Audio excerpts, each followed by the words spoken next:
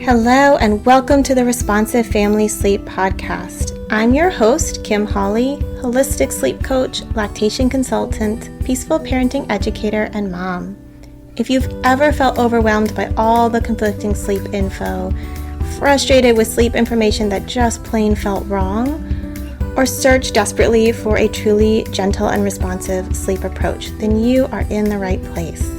In each episode, we'll be answering your most pressing baby and toddler sleep questions, busting those sleep myths, and helping you understand truly developmental, biologically normal baby and toddler sleep, plus encouraging you to trust your intuition along the way. Let's get started. Hello and welcome to this week's episode. We are talking about how to cope after a really hard night of sleep with your little one. Now, I feel like almost every parent out there has probably experienced this, right? It seemed like your baby or your toddler woke a million times. They needed all sorts of extra support to go back to sleep. They were really restless. You were really restless. You struggled to go back to sleep. They struggled to go back to sleep. Morning time comes and you're just like, oh my God, I cannot face today. I am so tired, right down into my bones. Like, my brain's all fuzzy. I have no cope, right? Please send me all the coffee, all the pastries, and someone else to parent today, and someone else to work today, and someone else to adult today. Now, some of us are more familiar with this feeling than others. You have a really wakeful baby, a really intense or highly sensitive baby. You probably know this feeling much more than somebody with an easygoing, kind of easy sleeping baby. But either way, most of us have been there. Now, my kiddos both woke quite a bit as babies and younger toddlers. My oldest more so than my daughter, but they are both, they woke. They definitely had intense periods with sleep. So I promise you, I have been there myself. If it helps, they're both great sleepers now that they are 5 and 10. So it doesn't last forever. But I wanted to talk about ways that you can support yourself after a really tricky night, because there are things you can do to help you get through the day better physically, better mentally, better emotionally. And this comes from my own experiences as a mom who's been there, but also what I see work for the parents that I support in my one-to-one or group coaching program. So, how do we handle the day after a really hard night? First thing is get some morning sunlight. Now, morning sunlight is particularly wonderful for your body, for your own sleep quality, for helping you be alert and wake up for the day. And so getting outside in natural sun, that's sun not filtered through glass. So by an open window, stepping outside, letting the light, the sun, reach your eyes, touch your skin, being in the fresh air, all that helps you wake up. It will also help anchor your circadian rhythm, which in theory, if your little one lets you sleep long enough, will also help your sleep quality between your little's wakes. This is magical. Morning light is particularly good, but this is a strategy that you can use throughout the day. If you're feeling really draggy, step outside, let yourself experience that natural light and that check-in with nature. Food. Second tip, food is really important. Eat a healthy, balanced breakfast. Now, I don't know about you, but when I am really tired, I don't want to do that. I want sugar. I want something sweet. I want like a donut or a pastry. I don't want to eat something that's healthy necessarily, but that's what's going to help your body function better.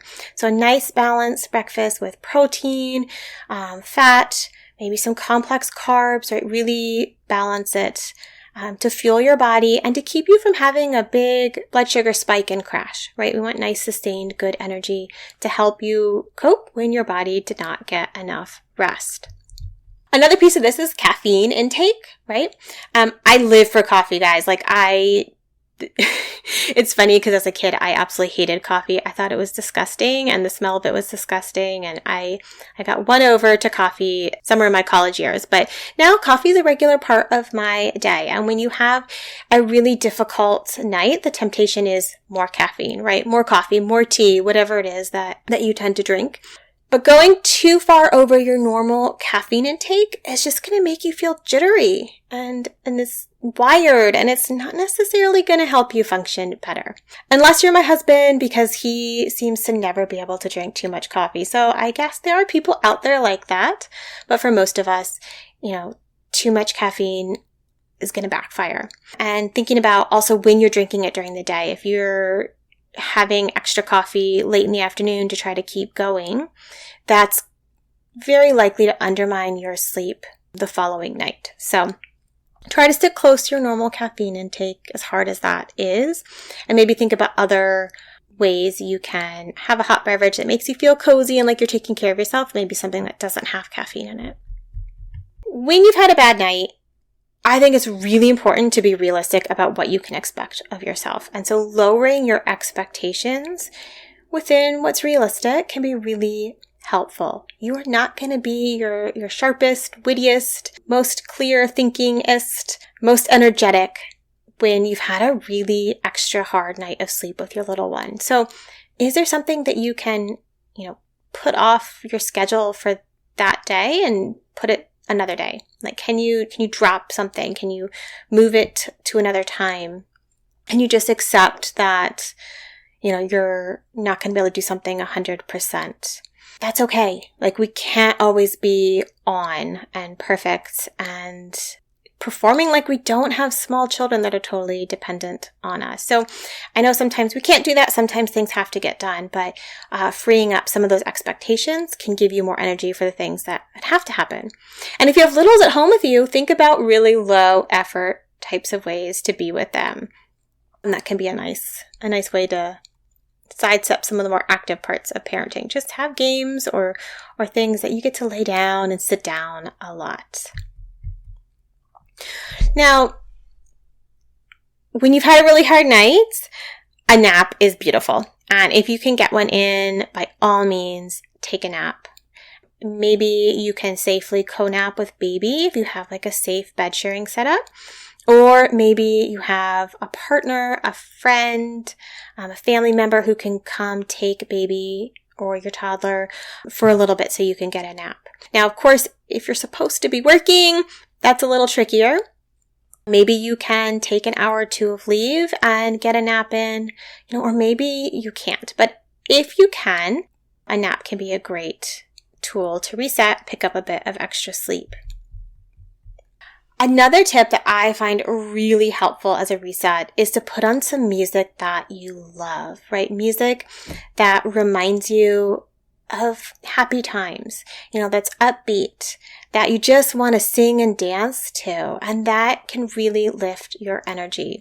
And you can either get up and move your body and have a bit of a dance party if that is helpful, or you can just sit and relax and appreciate the music. Another thing that can be really helpful is connection, is reaching out to a friend or family member who you're really close to and who's really supportive. That validation and encouragement, gosh, you're doing such a great job. I know this is hard. That can go a long way to helping you cope better when you just don't have any cope, right? I think a caution point here is try to avoid friends or family members or coworkers that are not going to make you feel good about yourself, that might say something that's hurtful or that might make you doubt yourself, because when you're tired, you don't need to cope with people like that. And my last tip is around self-compassion, which is this idea that we want to extend kindness to ourselves in the same way you would to a friend who's having a really difficult day. So if everything feels hard, or you feel like you're messing things up, or you feel like you're not responding the way you would ideally want, just being kind to yourself and going, gosh, last night was hard. Today is hard. It won't always be this hard. And I'm definitely not the only parent around the world experiencing a hard day like this. And just being kind and non-critical of yourself, because we're our worst critics, right? That's always how it goes. And so that self-compassion can really, really help you move through the day. I bet you all have lots of ways that you cope after difficult nights, and I'd love to hear from you if you want to share a tip that works for you on a difficult night. So you can always email me. My email's in the show notes, and reach out on social media. Let me know what things tend to work for you when you've had those really, really tricky nights and really tricky days. Thank you for joining me today. I hope this episode left you feeling more informed, confident, and encouraged on your sleep journey. And just a reminder before you go that nothing in this episode is individualized to your specific sleep situation, nor is it to be taken as medical advice. Take what resonates, ignore what doesn't, and check with your healthcare provider about any medical concerns. Take a moment to subscribe to this podcast so that you'll never miss an episode. And take a moment to rate, review, or share an episode you love on social media. All of that helps parents just like you find me, this podcast, and this gentle and responsive sleep information. I'll see you next time.